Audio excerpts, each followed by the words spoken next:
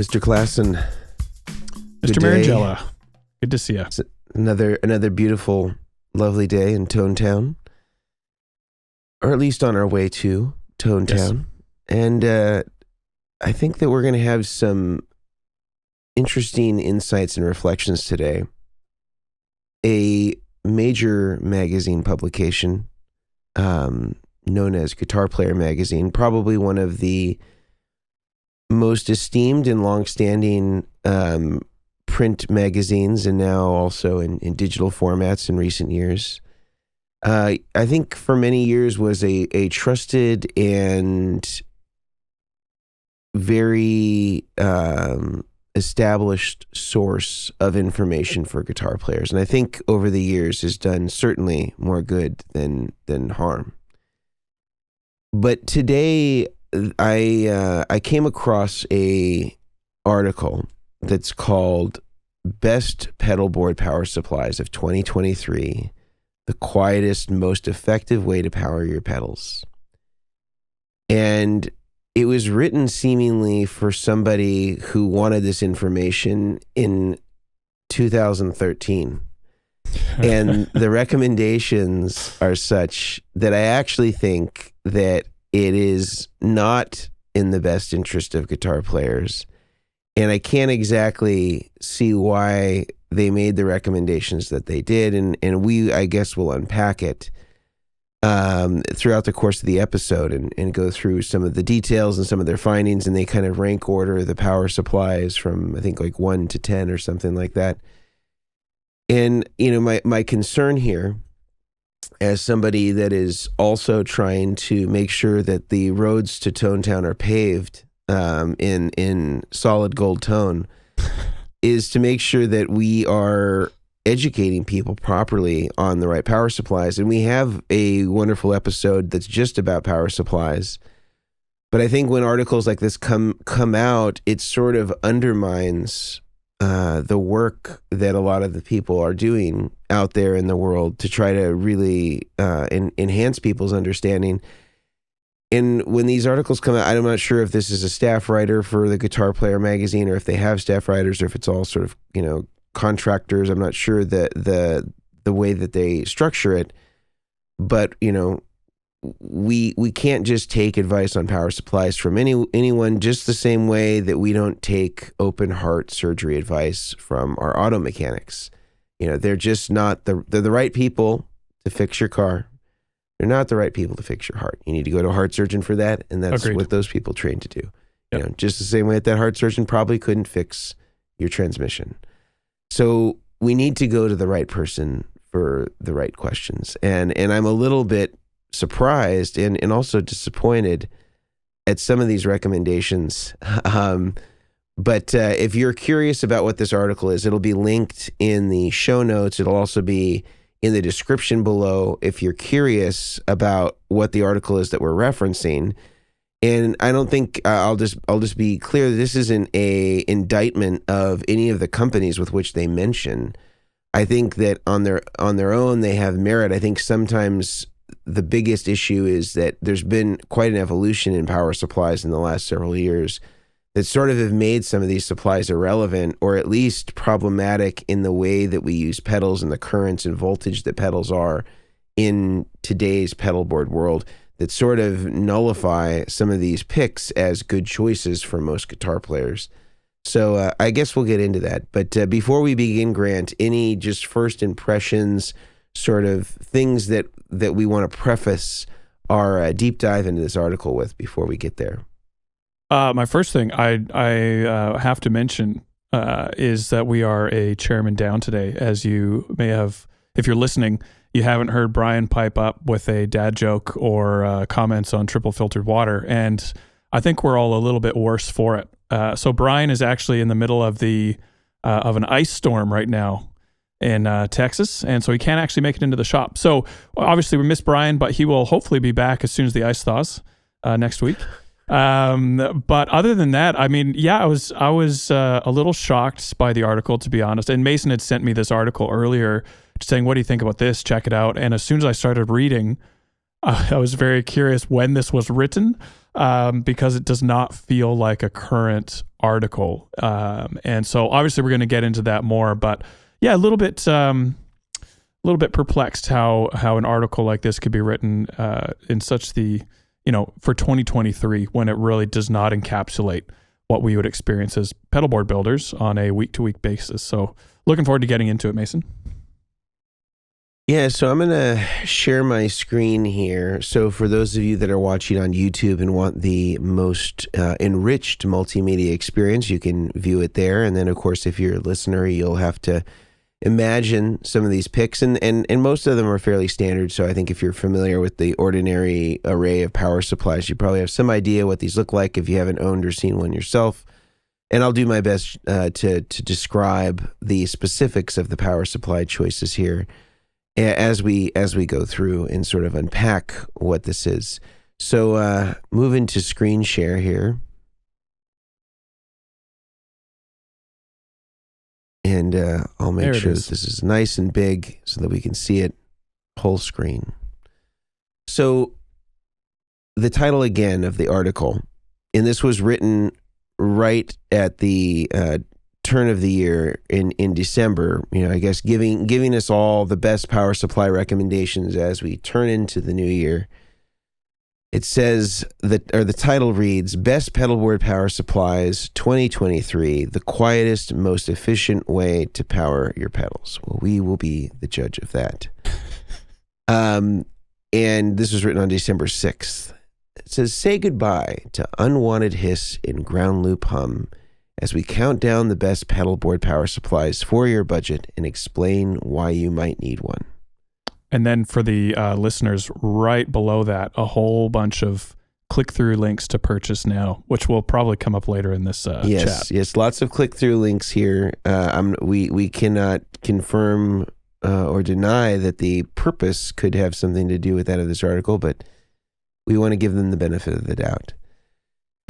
It goes on to say plugs aren't necessarily the most exciting of purchases. However, if you've got a selection of pedals and you want them to run as quietly and efficiently as possible, then you'll need one of the best pedalboard power supplies. Now, Grant, you had mentioned to me before we started plugs. They say plugs aren't necessarily the most exciting of purchases. First thought. These are not earplugs. No, they are not. My first thought on this was, as soon as I was into the first sentence, like, do I have the right article? And was this written by AI? Because this does not seem like the vernacular we would use around what I can only assume they're meaning as wall warts. You have one pedal or one daisy chain, super cheap and affordable, but not necessarily a great way to power pedals. I think that's what they mean by plugs. But yeah, I was confused right off the bat. Yeah. Yeah, interesting choice of words. But, I wonder if this is like, this person maybe is from the UK or something in there, and that's a common term that maybe we just don't hear very often. Maybe. Perhaps. Benefit of the doubt. It goes on to say, a good quality power supply will ensure that you don't get unwanted noise interfering with your precious tone. And it will also ensure that your pedals are getting enough power for them to work to their full potential. With the huge variety of pedals on offer, you'll find that the best pedalboard power supplies cater for as many different stomp boxes as possible. You might have some low current 9-volt pedals like distortion or a boost, alongside a big multi-effects unit or a powerful digital reverb. This might need around 300 to 400 milliamps or run on 12 volts. Luckily, there are some great power supplies out there that can cater for all of them. Anything to debrief there before we move on? This person actually may be, British or from, a Commonwealth country. Just some of the terms like on offer. That's not something typically we say in North America. But this is making me think that the plugs thing may be a UK or something type of This thing. is making me, I don't know if you've ever seen a sommelier, documentary or anything, but I feel like, you know how they'd say, this wine is sweet, this wine is tangy, this wine is whatever. I feel like we're at the end of this, we're going to be able to pick out a single person that wrote this article. This person is from the UK. This person is We're going to say old world. My only thing, I think this would have been true to what they're saying maybe 5 to 8 years ago. In what, like, the only red flag in this last paragraph is they're saying big multi-effects units. There's no big multi-effects unit I'm aware of that can run on 300-ish milliamps. They're all up in the 800, 1 amp plus. Like, things have grown exponentially in power requirements the last couple of years. Or at least for what people are trying to power. Now that we have switch mode power supplies available, now it's, can I get rid of all my wall warts or all my 2000 milliamp, individual supplies or something like that. So that's the only thing I would say here, again, that's a little misleading, is if you have a big multi-effects unit, you're really going to need to spend a lot of time thinking through power requirements and really planning it out. It's not as simple as 300 milliamps, you're sorted. Yeah. So it goes on to say, best pedalboard power supplies, guitar player's choice. And when he's saying guitar players, he's not speaking of just guitar players. In general, he's, I believe, speaking on behalf of Guitar Player magazine. There are some really good options on the market at the moment. Ironically, these are all options that have been around for 10 years. However, the best overall pedalboard power supply for us is the Walrus Audio Phoenix. It's got 15 isolated outputs covering a range of different voltages and currents, meaning you can power pretty much any pedal out there. If you're running a smaller board or you're on a bit of a budget, but you've got some fairly serious digital pedals on there that draw a lot of current, then the Strymon Ojai is one of the best power supplies. Whilst it's got 5 9-volt outputs, each one of them offers 500 milliamps, plus there's the option of expanding it via the 24-volt through jack. So they've already established the best one according to Guitar Player magazine, not the author. They've given away the punchline right at the beginning. The Walrus Audio Phoenix, and for the smallest, they prefer the Ojai. And then there's some click-through links here on Amazon. So they gave it 5 stars. They have a picture of the Walrus Audio. It's got 5 stars. The best power supply for a big mixture of effects and pedals. 15 outputs. 8 9-volt at 100 milliamp. 4 9-volt at 300. 2 switchable 9 and 12 volt at 100 milliamps. 1 switchable 9 to 18 volt at 100 milliamps. Universal power switching, no, because it's not switch mode. Reasons to buy, it's got 9, 12, and 18 volt operation, plenty of isolated outputs, high quality. Reasons to avoid some higher current outputs would have been nice. It says, for pedal fanatics, the Walrus Audio Phoenix might well be the best pedalboard power supply out there. It has a whopping 15 isolated outputs, meaning you can power more than a dozen pedals with their own dedicated voltage, so you don't only hear the noise that you want to hear, and not any unwanted background hum or hiss. Ideal for both stage and in the studio. The Phoenix has a variety of different voltages and currents to cater for all sorts of different pedals. 8 of them are 9-volt 100 milliamp. Another 4 are 9-volt 300 milliamp to cater for your more power-hungry effects. Then there are 2 outputs for either 9 or 12 volts and 1 for 9 to 18 volts. It's put together really well. The cast metal casting will see it last for years on the road. And as soon as you pick it up, there's no question of its premium quality. Well, this is just a Hammond die-cast. Super enclosure. Yep. Anybody, you could go get one right now off of Love My Switches or Small Bear. Yeah. It's not like a custom casting or folded enclosure. The Phoenix is great for pedal boards that house a mixture of effects. Most of your pedals will require relatively low current. However, you've still got plenty of room to cater for more powerful units that draw more current. It's also nice having the 12 and 18 volt options there for slightly more unusual pedals.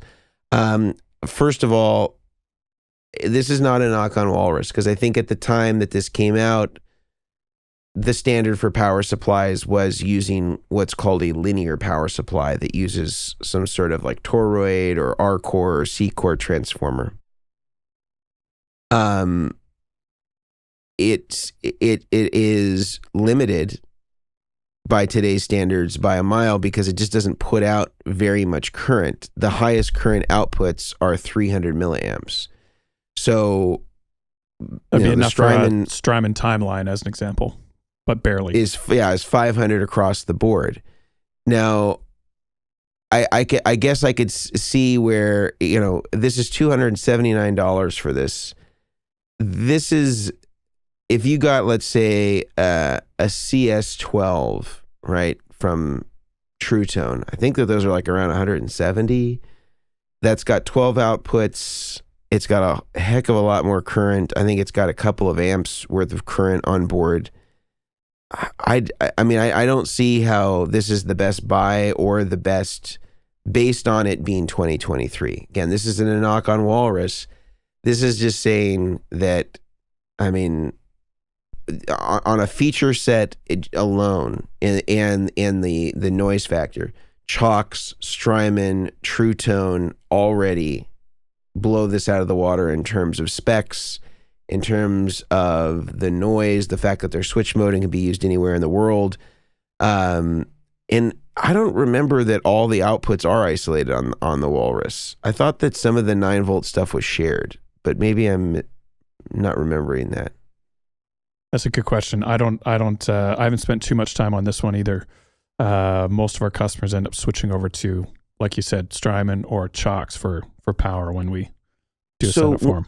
One of the big problems too with using a linear power supply, and there's several that they recommend in their top 10 list, is that ordinarily most people that are using these power supplies are putting them underneath a pedal board, or a pedal board that is designed to mount the power supply beneath pedals. And anytime you're using a linear power supply like this, the transformer creates a magnetic field, and the pedals that end up in that magnetic field tend to exhibit some really strange behaviors and often have quite a bit of noise as a consequence.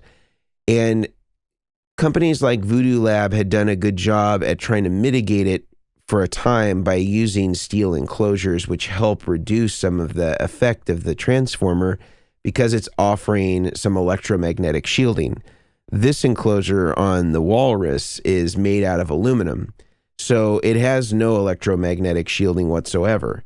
And so when you're putting it underneath a pedal board, you're putting your pedals right in the path of the electromagnetic field, and especially with even just running cables through it can often create excessive noise that a switch mode power supply just doesn't have. And for anybody that is using a pedal train style pedal board or anything where the power supply mounts underneath, you absolutely should be using a switch mode power supply, because you don't want to put your pedals or your cabling or anything like that anywhere near where the magnetic field of the transformer is.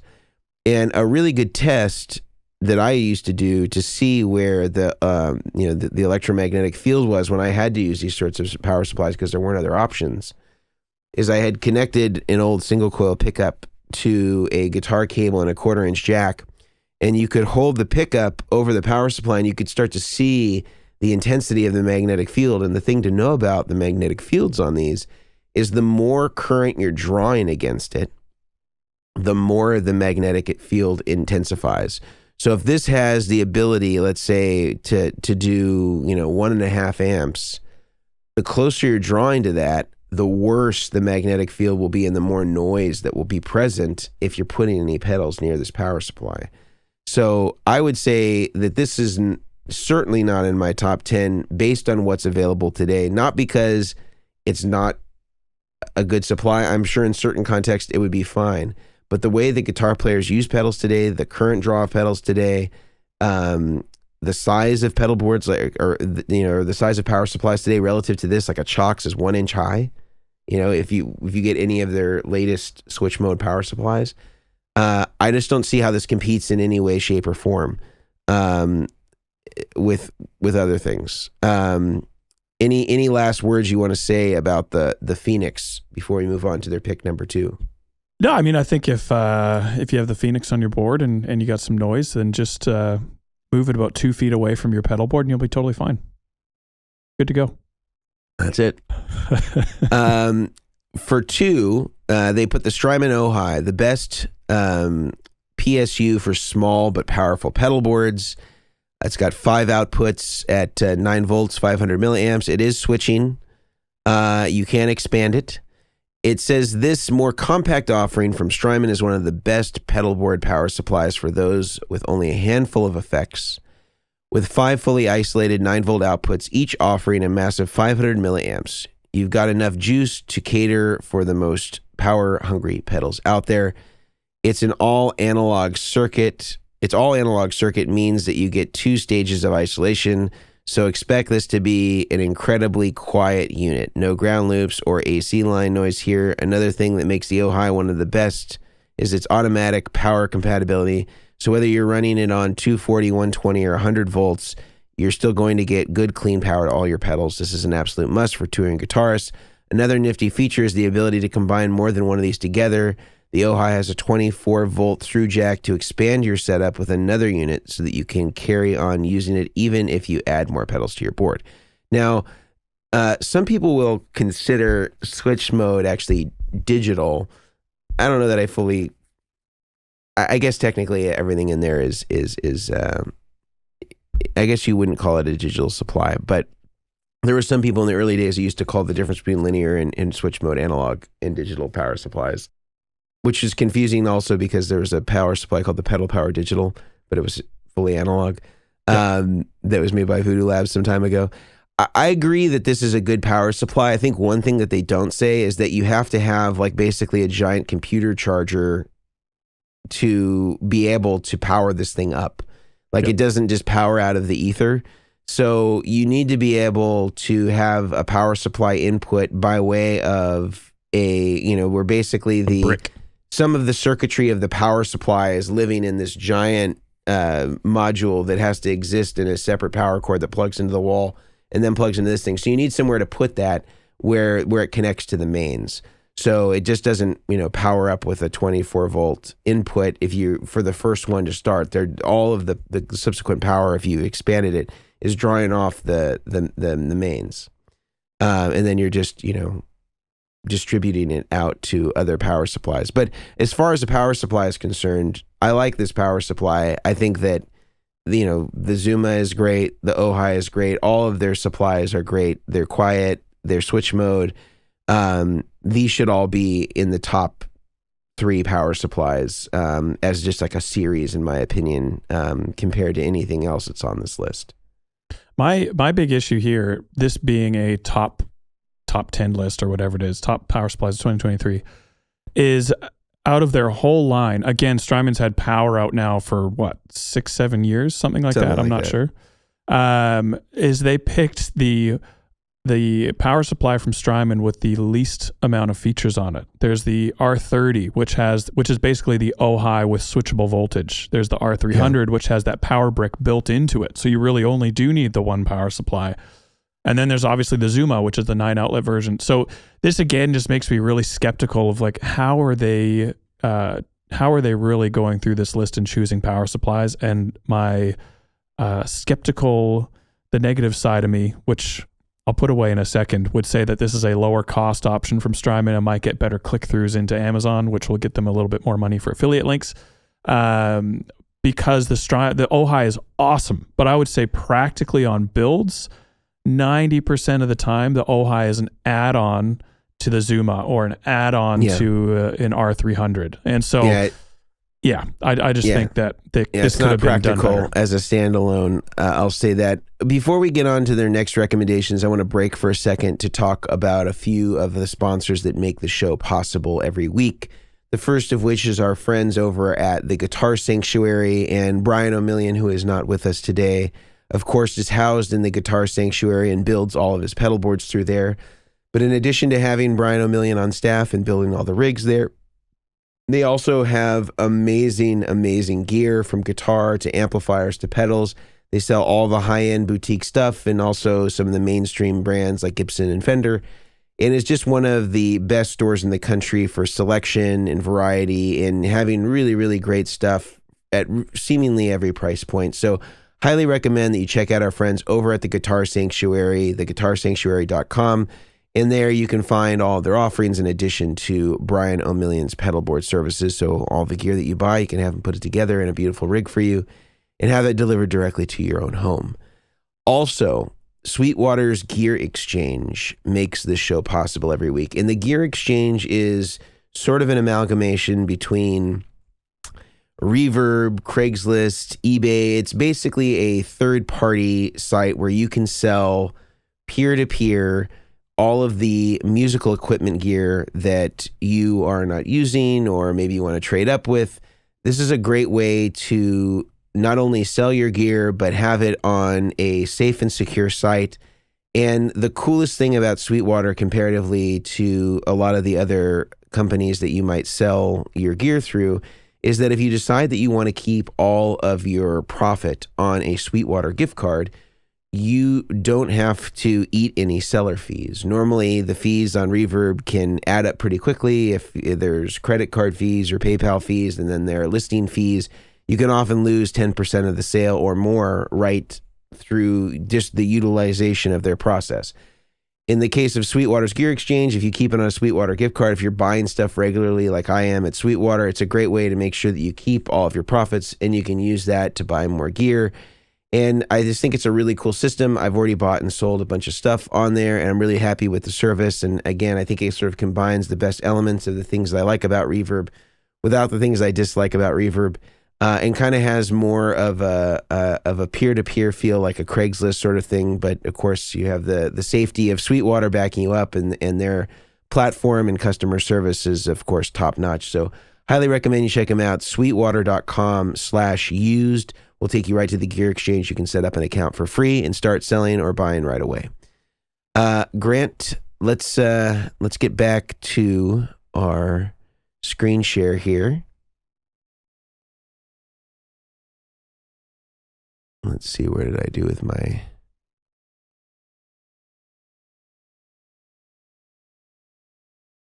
Here we go.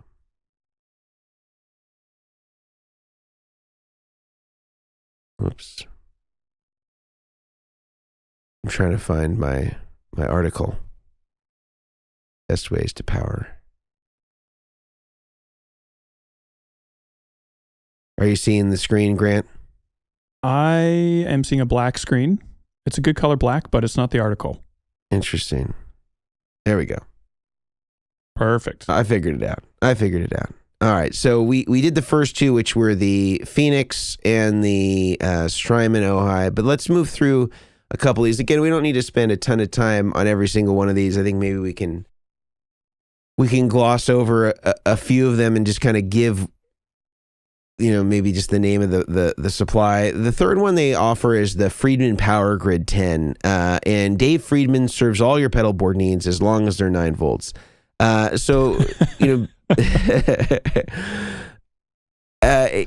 would actually say that this supply is actually underrated, and a lot of people don't know that it exists. It really was more of an accessory that came with the Friedman pedal boards. And that was kind of like a unique pedal board system that kind of was almost like a bridge between a trailer trash, if you remember those, and kind of a pedal train, and it had sort of tiers to it, but it didn't have anything that would lift up. They were actually made, or at least for a time, they were made by the same company that makes our pedal boards, Fix pedal boards.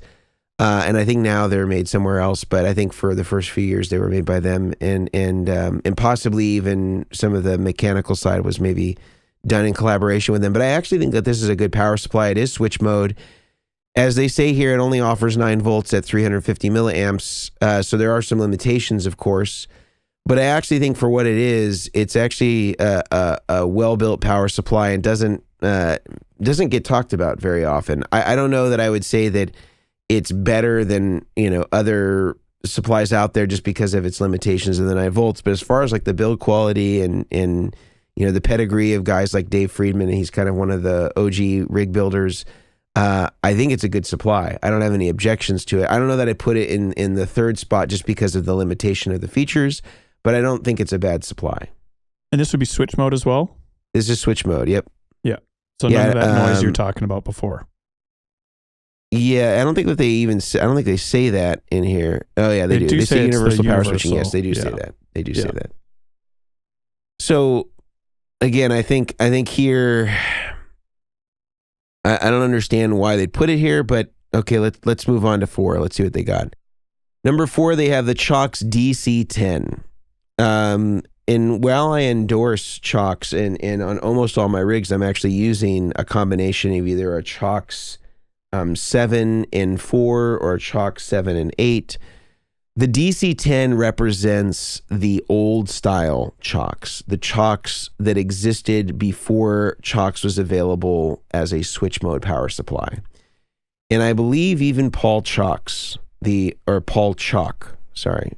owner of Chalks, would tell you that the switch modes are tremendous improvements in that they are switching. Now, they say that this is universal power switching, and there is the ability on the older Chalks to have a slider switch that allows you to change the voltage.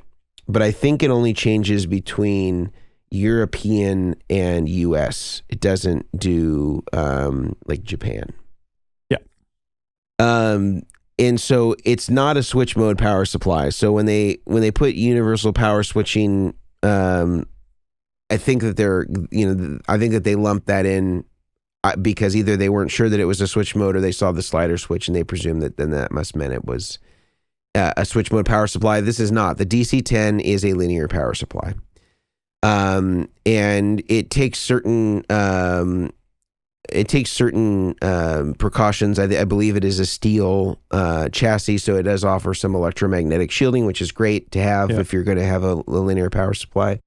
However, compared to the Chalks 7, 8, 4, that whole series of expandable power supplies, sort of like how Strymon's Zuma is, those, in my opinion, are some of the best supplies out there and far exceed what the DC4 or the DC10 is able to do. And they are super low profile. They're 1 inch in height. They are dead quiet. You can Velcro them to anything. They don't need, you can mount them, of course, with the hardware, but they're so lightweight and so compact that you can really just use dual lock and you'll be totally fine with them. I just don't think that this is the right pick of Chalks if you're going to put Chalks in the 4th position. He's got much more advanced supplies than this that kick out 660 milliamps at every single output and have dip switches that you can select between 9, 12, 15, and 18 volts on every single output. And so I just don't see how something like this, it feels like they didn't do their homework. To put this one in there instead of, it just doesn't make sense to me. Anything you want to say about Chalks in the number 4 position? Totally agree. The 7, 8, and 4 are incredible. The other thing that I love about Chalks, I don't know if you have ever had an issue with one of their power supplies, Mason, but I've just never had one fail. They are just rock solid power supplies. And so as far as if I know one of our customers is going to be absolutely brutal or they're touring, 150 days a year, there's no question what power supply I'm going to recommend, and it would be one of these ones right here. Even their old stuff, like the DC10 and the chocolate and all those, just built like absolute monsters. Yeah. So that's one of the big things. The one thing I will say, if I was to add a downside to the Chalks, more so on the newer stuff, the 7, 8, and 4, is the layout. The IEC comes in the same side as some of the power outlets, which if you're mounting on the side of a board for easy access, that can make it a little awkward. Yeah. But that's a pretty small price to pay in comparison. And then, of course, the only other thing is the RCA jacks instead of the 2.1 mil barrels. Poses a little bit of, you need to work around those a little bit. But again, they just don't seem to fail. They just do a very good job. So if longevity and features and weight, if all those things are important to you, there's no question that this would be right at the top. They're great supplies. And technically, the RCA is a better connector than the 2.1 millimeter barrel in terms of the quality of the connection. It's non-standard for our industry. Yeah. All right, 5. They have the Voodoo Lab's pedal, or he put Voodoo Labs, but it's Voodoo Lab singular, Mondo, a supercharged version of the legendary 4x4 power supply. I mean, this is another one that I don't get. So 10 years ago, this was the power supply to have, but it has the same issues that I described with the Phoenix, where it's a linear power supply. If you put it under your pedal board, you're going to risk some noise. The more current you draw against this thing, the noisier it's going to be, because it's going to be intensifying that magnetic field. And this one is not made out of steel like their other power supplies are. The main reason why that's so is that this generates a lot more heat because there's a lot more power. And steel you can't use as a heat sink, whereas you can use aluminum as a heat sink, so that you're able to absorb some of that and dissipate some of that heat that's generated by the increased power that this larger supply has. The consequence of that is now you have no more electromagnetic shielding. And there were some complaints that I know that I had lodged with Voodoo Lab, and I know other rig builders had as well, about, this change had created some issues with noise in terms of proximity of pedals to the supply, where it wasn't such an issue with the Pedal Power 1 and Pedal Power 2 and 2 Plus. But moreover, I don't know why they put this on here as a choice when the Pedal Power 3 is a great switch mode power supply and has expandable options with the X4 and the X8. There's the Pedal Power 3 Plus, there's the Pedal Power 3. These are all beautifully made, excellent power supplies, lightweight, high current, high power, and again can expand them out to additional supplies. I just don't understand why we would go backwards to this when there's so many better, lighter weight, higher power offerings that are already in existence from Voodoo Lab. What do you say, Grant? Yeah, I don't really understand it, to be honest. It's just an outdated list. And so I think these days it's fair to say, if you are a company building power supplies and you don't have a switch mode option with high current outlets, you are now caught in the past. And this would be the exact same thing. It's big, it's bulky, it's noisy. I don't know why you would choose it. I just don't. I just don't get it based on what else is out here. All right. The number 6 is the MXR M238 ISO brick. So this is kind of like the silver brick style power supply made by MXR. This is switch mode.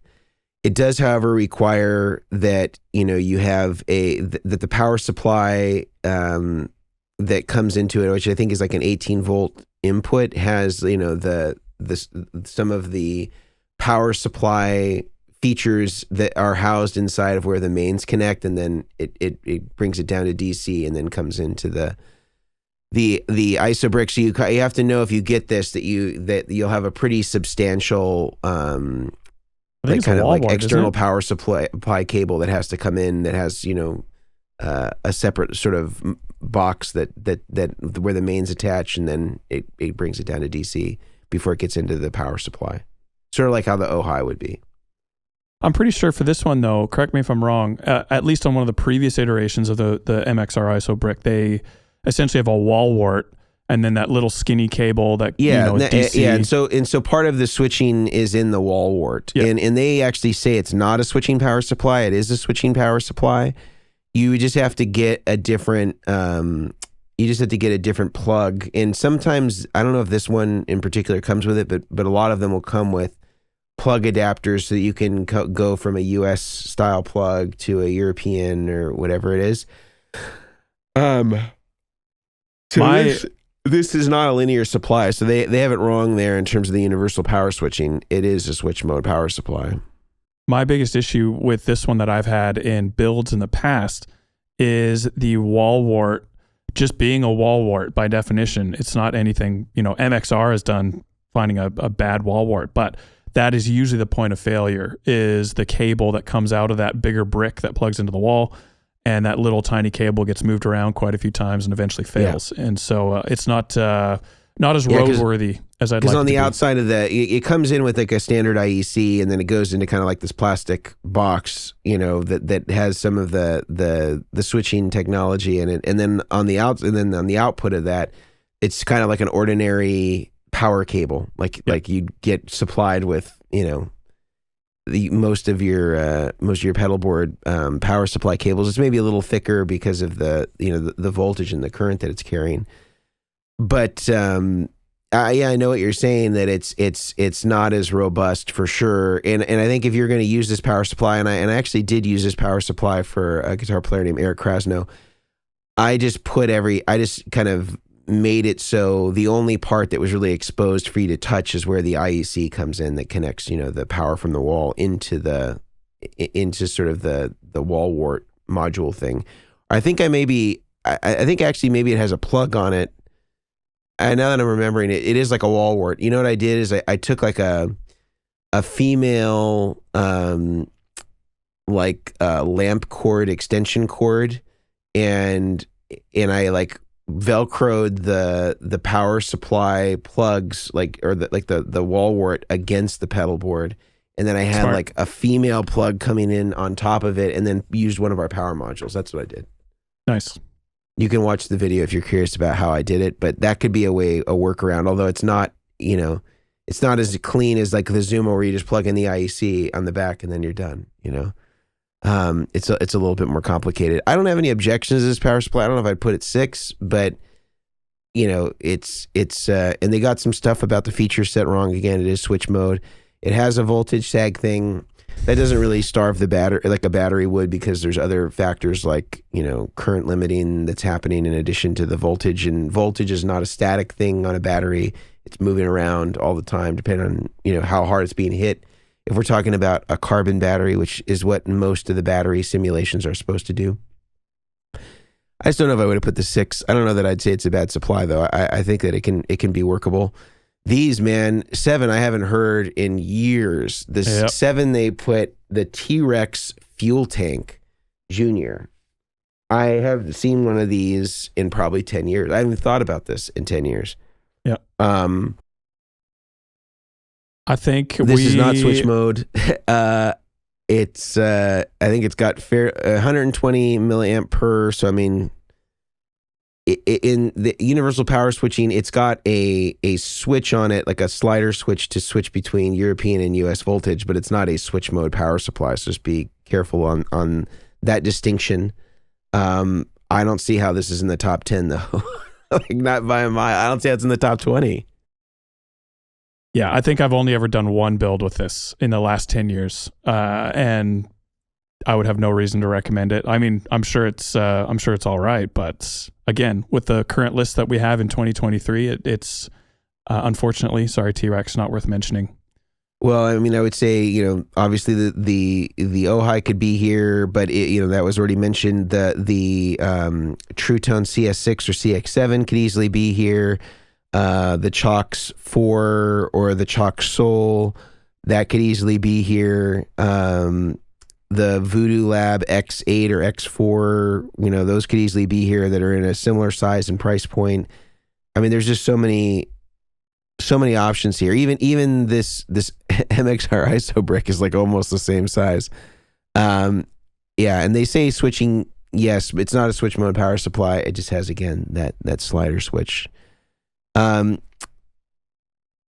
Let's do one more, and then we'll break for a moment. So 8 is the True Tone One Spot Pro CS7. Now, actually, I really like this supply, and I would say that this would almost be more appropriate to be in the top 5 as far as well-priced, lots of voltage options. They have 9, 12, 18, and it's capable of, I think it's capable of like maybe 1.5 or 2 amps in total. This is a great budget-friendly power supply that works great. I've used these on many occasions. In fact, I had built several NAMM boards using this, And I think that for the money, they're pretty unbeatable. I think for if you have between 5 and 7 pedals, this is going to be a really, really great compact fit. Takes the IC in the back, no weird stuff with wall warts. Switch mode, works anywhere. I really like this power supply. I think that this to me could or the CS12 or the CS6 could easily all be in the top, top 5 or 6, certainly top 10, with its brother and sister, the CS7 and CX12 or CS12. Yeah, my only issue I've had with these in builds is the height. So they're harder to mount under lower profile boards. Yeah, they are taller. But other than that, I mean, they do perform really well, good specs, very good price. Yeah. I have to be honest though, I was under the impression that they were linear just because of the sheer size and what looks like, cooling vents on the side. But obviously you're saying they're switch mode, so that's great to hear as well that you didn't have any of those switch noise mode. issues.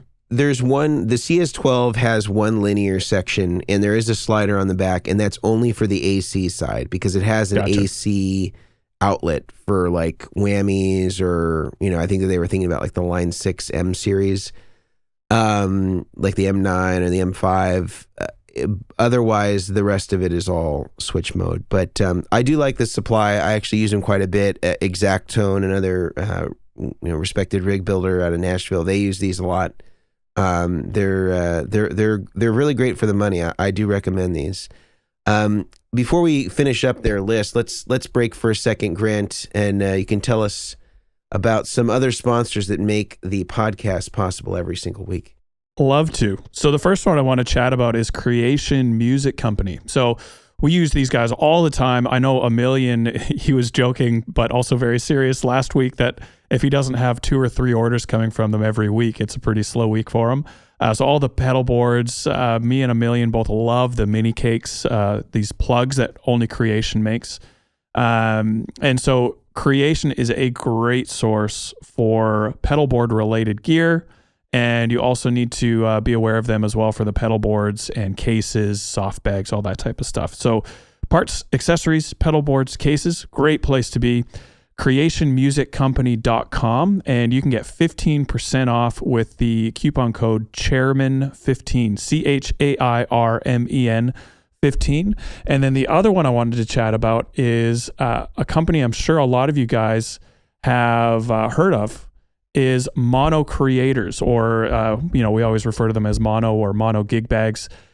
Unbelievable gig bags. Mason has chatted a lot in the past about the dual gig bag that he uses to carry 2 different types of guitars to one gig, so you have varying sounds, easy to transport around. My favorite thing about these guys is also their pedal boards. So they do it's kind of like a pedal train style with improvements, lighter weight, more room underneath, and just really easy to build with and then obviously use after the fact. So their pedal boards are incredible as well. So from gig bags to pedal boards and accessories, definitely one to check out. You can go to monocreators.com and the code is Chairmen for 10% off. Lastly, certainly not least, is Bestronix or btpa.com. This is where I go if I can't find something, I need a part for a build or I need some cable. Even just yesterday, true story, I emailed Brad at Bestronix because I needed some cable that had a specific colored jacket that a customer wanted. So I emailed Brad, like, can you hook me up? And Brad is awesome at personalized service and finding those parts that you need. And I would say 9 times out of 10, he's got it in stock and ready to ship. So Bestronix, great place to go if you need some pedal board parts, accessories. I know a couple of these companies do that. All of them kind of stock slightly different variations though. So it's really good to check out these guys and see what they have. So check out Bestronix at btpa.com. You can use the code DACHAIRS, DACHAIRS, DACHAIRS for 10% off of your order. So check out those 3 guys, monocreators.com, BTPA, and then Creation Music Company for all of your pedal board needs. And tell them the Chairman sent you. Please do. All right. Going to go back to the screen share here. and I think I figured this thing out. So we got up to number 8, which is the True Tone One Spot CS7, and let's see. I think that was it. They made a list of 8. I thought they were going to go with 10. That's very common. But they made Top a list 8? of 8. Yep. Top 8. Yep. So, later on, he gets into some specifics. The writer and talks about some of the things for choosing the best power supply for you, and talks about daisy chaining and the importance of isolated power supplies. I think he glosses over some of this stuff. I think if you really want to know the intricate details of those sorts of things, check out our episode that's specifically about power supplies, because we have a really great one, and it will get into all of those particular details. But I would say that the main takeaways here for me with this article is that it seems, one, really outdated, and it seems like there was maybe a lack of understanding on behalf of the author about what the depth of the offerings were that existed for these companies, and that they had actually, in many cases, whether it be Voodoo Lab or Chalks, had evolved their power supply offerings well beyond what the recommendation was. And I'm not sure if the recommendations were made because they wanted to try to consolidate into just one singular power supply that had as many outputs as possible, and so they chose the ones that they did. But I think at this point, as you said, Grant, if you're not in the switch mode world and you're making power supplies, like, you're on borrowed time.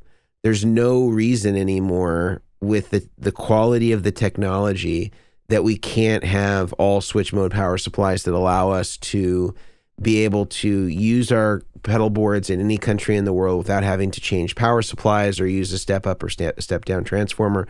There's absolutely no reason for it. There's no reason why we can't have 500 milliamps per output. Almost all of the big makers at this point all offer that.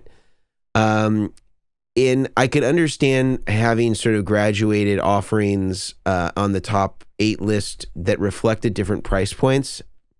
I think the MXR was a good one to have on there for that purpose. I think that the True Tone was a good one to have on there for that purpose. But I also think the other True Tone ones should have definitely been on the list. So if I'm talking about a top 10 list or a top 8 list, in no particular order, because I feel like when you get to a certain threshold, it's sort of like you're just choosing, like, okay, this one is a better fit for the style of pedal board that I have, or I have more 18 volt, options, and so this one's going to be a better fit. I think Chalks 7, 8, 4, and Chalks Soul, all their switch mode offerings, that's up there. Strymon Zuma, Strymon Ojai, all the different variations thereof of Strymon, those are all great. The True Tone CS6, CS7, CS12, Voodoo Lab Pedal Power 3, 3 Plus, X8, X4, those are all great. The MXR one, I think, on a budget can also be a good option. With the ISO brick, we just mentioned some of the challenges with having to plug in the wall wart. I think that those are all got to be top on the list. Are there any other ones that you can think of that we should be mentioning as far as the quality of the power supply that would realistically be on a top 10 list? Fender. Yeah, I remember you did some tests on the Fender power supplies and you were quite impressed, and they're also at a very fair price point. So I think that's is it the engine room? Is that the series? The engine rooms, yeah, for the money, they're great. They test maybe a little noisier than some of the higher end ones, but as far as when we talk about noise, it's just like relative to like an infinite number. As far as like what you would actually hear in your signal path, this is well beyond, what you'd hear.